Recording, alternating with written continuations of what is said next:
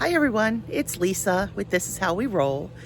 We get a lot of questions about our cooking setup that we have here at our RV. So I thought I would show you guys a little bit about how we do our outdoor cooking. We prefer to cook outside most of the time, as long as the weather's cooperating. As you can see today, it's a beautiful day here in Florida, and we have a couple different things that we use. It's kind of a mess right now because I'm in the middle of smoking Boston butt, which is a pork shoulder. Let me turn the camera around and then I will show you guys what we got going on here. All right, so first of all, I have this table, which I bought, I'm pretty sure I bought it on Amazon. It's a Cuisinart table, and I love it because it's lightweight and it folds down, and it has plenty of room to hold all the stuff that I'm using to cook. As you can see, it has my tiny Weber grill on there, which right now is sitting here. It's gonna be my backup for my charcoal, because I'm using my charcoal smoker.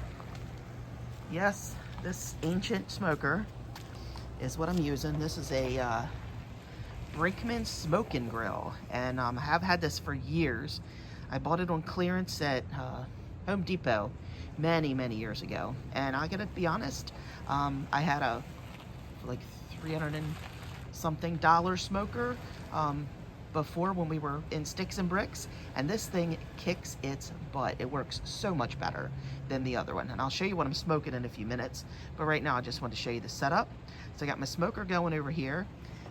Because it's a charcoal smoker, you have to refill the charcoal as you go, so that's why I have my little grill over here, so that we can fill that up with charcoal, get it ashed over, and then put it into the smoker when it's ready.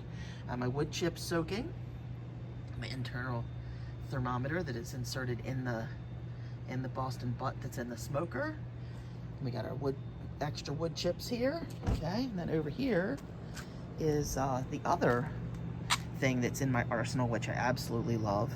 This is my Blackstone, and I gotta be honest, I was very iffy about doing a Blackstone, because I was like, well, it's just like cooking inside.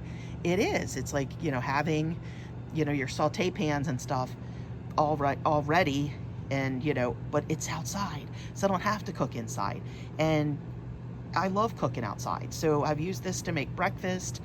Many times I use it to make, fried rice, cook all kinds of cool things with this. So hopefully I'll do some videos, show you guys how to make some of those amazing things. I did smash burgers on it the other day. It's a small one. It's only a 17-inch. It's perfect for just me and Spence. We had some family members over the other day, and boy, it took a while to cook all those burgers. But if you have a bigger Blackstone, if you have a lot of people that you feed normally, I definitely recommend getting a bigger one. But this little 17-inch is perfect for me and Spence. We don't eat that much food, so it works out great for us. All right, so I wanted to show you what I'm smoking today, and a little bit about my smoker here. Let me get my glove for the heat.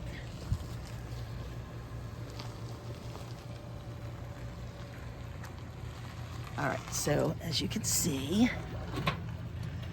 down here is where the charcoal is. It has charcoal, then it has a water pan, and on top of the water pan is a rack, which is where the meat is currently.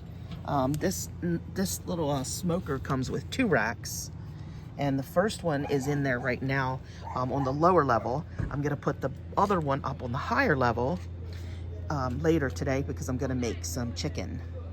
So I'm going to use both the racks eventually, but the chicken doesn't take nearly as long. One thing about the smoking grill, which drives me a little nuts, is it did come with this temperature gauge: warm, ideal, hot. Okay, yeah, that doesn't really tell me much. I like to keep it in the ideal section there, because that's usually right around the right temperature, but that gives you so much of a range of temperatures that it considers to be ideal. I think it hits ideal when it's like 170, 180, and it continues to hit ideal until it gets up to 225, because that's at 225 at the moment.